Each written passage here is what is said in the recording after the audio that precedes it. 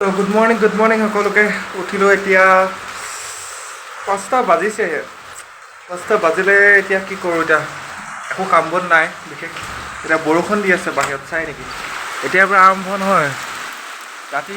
ৰাতিৰ পৰাই আৰম্ভ হয় মানে ৰাতি 3টা 2টা হয় কেইটাবা নাজানো কিন্তু ৰাতিপুৱা বৰষুণ দি এতিয়া বেছি ডাঙৰহে হৈছে ভাবিছিলোঁ কলেজ যাম এতিয়া কোনো ল'ৰা ছোৱালী নাহিলে কলেজ গৈ একো লাভ নাই বৰষুণ পূৰা বাহিৰত ডাঙৰ বৰষুণ দিছে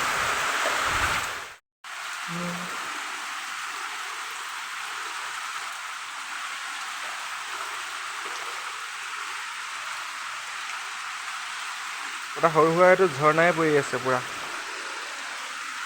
আৱাজটো শুনকচোন আৱাজটো ইমান ধুনীয়া লাগিছে